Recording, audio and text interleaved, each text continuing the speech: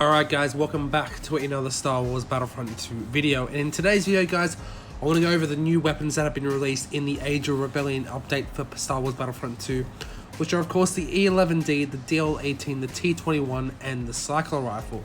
Now these new weapons have come out guys, and a lot of people are really happy about them, including myself, as we've been waiting for these weapons for such a long time, and it's finally good to have some new weapons. It makes the game feel a lot more different, which is really nice. So the update's been out for just around a week now, and I think it's a good time for me to go over the new weapons, look at their stats, and decide on what my favorite weapon is, how good it is compared to the other weapons, and just give my overall review, thoughts, and a bit of a breakdown to the new weapons as well. So if you guys find this video helpful and you like the content guys, make sure to leave a like and share, as it really does help out the channel guys, and also subscribe for more future Star Wars Battlefront 2 content.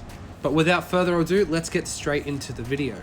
So, of course, the new weapons that we have 4 new weapons for the new classes, 1 for each class, and they are the E11D for the Assault, the DL18 for the Officer, the T21 for the Heavy, and the Cycler Rifle for the Specialist. And this needs to be done in co-op, so 50 kills per weapon in co-op. So all you have to do to get the E11D for the Assault, you need to get 50 kills in co-op, same for the Heavy and the T21, the DL18 and the Officer, and the Cycler Rifle and the Specialist. And then each of these weapons also has modifications, and these weapon modifications need to get kills with that specific weapon to get the mods. So originally they were going to be 25, 75 and 100 kills with each weapon, but when the actual update got released, it is now 25 kills for the first modification, 75 kills for the second modification, and 150 kills for the third modification. I don't know why they changed this, because it was not like this in the patch notes and the release notes. I'm not too sure why they've changed it, but there you go. So let's start off with the E11D, and the E11D is pretty much almost identical to a default weapon, but unlike the Assault default blasters, the E11D has some modifications to help improve its base statistics. So the E11D has 3 modifications that you can get. So it has the reduced recoil, the flashlight modification, and the improved range. So obviously with the reduced recoil, it reduces the weapon's recoil, so it's a lot easier to shoot. To help yourself in dark environments, it helps you, the flashlight is very helpful, so on like night maps. And the improved range modification, unlocking after 150 eliminations, increases the minimum damage to the E11D at long ranges from 20 to 25, and also increases the weapon's damage drop-off range from 40 to 50 meters. So that means that the weapon will not deal its minimum damage of 25 until an enemy is at least 50 meters away.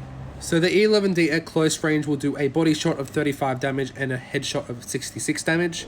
Execute Order 66. At medium range it will do 30 and 58 for the body and the head, and for the long range it will do 20 and 38. So you can see it will have damage drop off the further you go away, but with the improved range, that will not matter as much. Now these stats guys are from the weapons without modifications on them. So they're just the base weapons as you get once you unlock them. And the test is from arcade, so put that into consideration, guys. So I think this weapon is pretty decent. It's definitely an improvement upon the default Assault class blasters. Up close, I think, is where it really shines, where it does the amount of damage close to it as the CR2 would. But at longer ranges, you would need a better weapon, such as the A280 and the EL16 HFE. Now, as I said, it is definitely better than the default weapon like the default weapons you get for the Assault class, but you'll quickly find that the other weapons that you get will be, once unlocked, are far more rewarding, I would say. So in close range maps, I would definitely choose this weapon or the CR2, as they do about the same amount of damage per second. And if it was a longer range map, I would probably choose the A280 or the EL16 HFE, as they are definitely better for longer range maps. Now, talking about longer range weapons, let's move on to the heavy weapon, which is of course the T21. Now this one I've been really surprised by. I did like it, of course, if you guys remember, it was in Battlefront 2015, and it pretty much works the same way as it did for that game. Although in this game, we also have the ability to actually cool it down a lot quicker, which is really nice. And then, of course, unlike the last game, this weapon has the ability to have a scope, which the last game didn't have. Of course, we had the T21B, which was more like a bit of a sniper, but this T21 actually has a scope, which is really good, and has a high damage output. So at the moment, it has 65 damage for a body shot and 123 damage for a headshot. which is great because at the moment it has no damage drop off no matter what range you're at. It has an infinite range for damage drop off, which is really good and makes this weapon one of the best weapons I think that's come out of this update. And like its previous iteration, it's a great alternative to targeting rifles. So I've actually out-sniped snipers with this rifle, and it's really satisfying getting those kills easily, and especially when you equip a burst modification, which turns it into a more powerful weapon. It hitting its full damage 3 times per burst, so 195 damage in total for a 3 burst round, and this will obviously one-shot most classes and weaken a lot of other classes as well. And if you do headshots, it's going to one-shot any other class, as 123 times 3 is 369 damage, so it's even going to, you know, kill almost one-shot death troopers. It'll two-shot death troopers. It does an insane amount of damage to heroes. I think then the next patch this weapon unfortunately will get nerfed, just of how powerful it actually is. So if you guys want to test this weapon out, I would test it out now before it probably will get nerfed. The T21 also has the improved handling modification, which may reduce its recoil and spread, but I've got to say guys, it will also lose its infinite range when the damage drop off, and its range in general will reduce. So it's basically going to be turned into a medium range weapon. So if you're going to use this modification, use it in close range maps such as, you know, Death Star, close when you're inside on Naboo, Hoth, those kind of maps is where you want it. Yavin's probably a good map for this. Now let's move on to the DL-18, which is of course the officer's new weapon. Now it's fair to say that this is probably one of the most favorite ones from Battlefront 2015 to come back, but I've got to say I preferred it in Battlefront 2015. Now on the face of it, the DL-18 is basically an SE-44C with its damage. So at the close range, it does a 41 body shot and 77 headshot. At medium range, it does a 20 and 38. And at long range, it does a 15 and 28 as well. So on the face of it, of course, it's a pistol. You want to be in close range maps for this. And unlike the SE-44C, the SE-44C fires automatic. This one, you have to basically trigger fire it. However, it does have a repeating mode mod, which enables to fire it automatically. Although the rate of fire is actually slower than the SE-44C, so you won't do enough damage per output than the SE-44C. So the SE-44C will always be, at the moment, it is still the best choice for the officer weapon. Now, like I said, it does have 3 mods. It has the repeating mode, which I just talked about, which is unlocked at 150 kills. Has improved cooling, which is unlocked at 25, and reduced spread at 75. Now, I've checked all of these guys, and the repeating mode is definitely good in close range situations. But if you're looking at longer range maps and you do want to use this weapon, I would suggest using the improved cooling and the reduced spread, as it does help at longer ranges as well. Obviously, it won't do a lot of damage, but if you want to get those precise shots, those are probably the ones you want to go for. Now, let's move on to the weapon which to basically say was the most excited for in this update. Obviously, I'm a specialist guy. I do prefer sniping, and the Psycho Rifle in the last game was such a great weapon. I loved the star card for it, and I was so excited when it came into this game. Now, when it first released, when I first got the weapon, I was thoroughly disappointed. Put my thoughts out on Twitter, basically bagged the weapon out. I have now come to realize, once you unlock the modifications, which I will talk about, the Psycho Rifle actually does become a lot better. Now, on the face of it, the Psycho Rifle does 123 damage for a headshot and 65 for a body shot. Now, this is the same for all ranges. It has an infinite range, so it's basically the same as a T21, which makes no sense to me. A Psycho Rifle or a sniper rifle in general should do a lot more damage.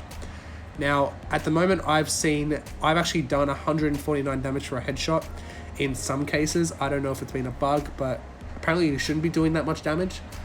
But yes, at the moment, I have seen some circumstances where I've done 149 damage for a headshot.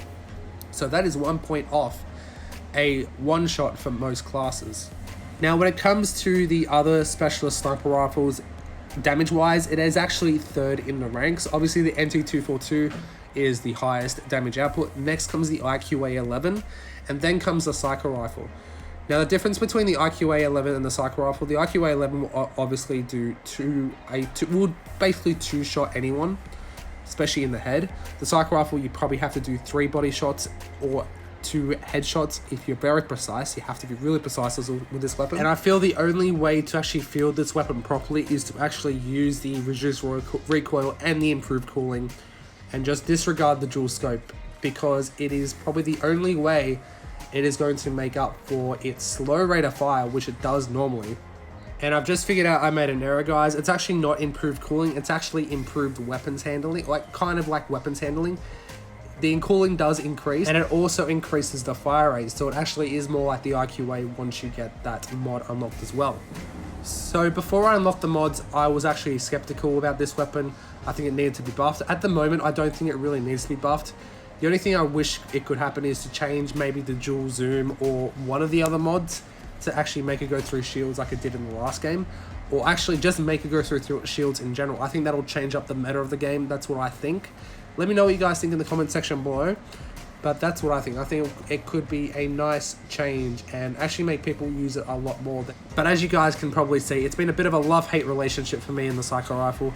It's in a decent state, I think, at the moment. I think if it doesn't get buffed, I won't be too upset, because now I've unlocked the mods. At the base sniper rifle as it is absolutely horrible. It is actually probably one of the worst snipers in the game. But with the modifications unlocked, it's actually pretty decent. And I'm actually quite looking forward to actually using it a lot more. But I know you guys like me ranking stuff, so at the moment, I would say the T21 and the Psycho Rifle will probably be neck and neck for me.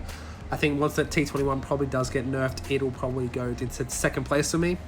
But yeah, I'm really enjoying using the Psycho Rifle with the mods. I would then say it would probably be between the 11D and the DL18, between 3rd and 4th. I'm just not enjoying them too much, to be honest.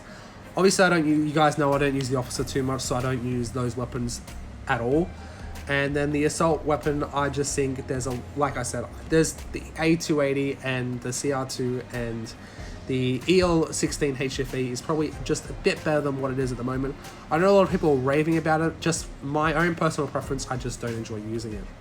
But I want you to let me know what your favorite weapon is, or let me rank your favorite weapons in the comment section below, guys. Rank the 4 new weapons from you guys, and let's get a discussion going.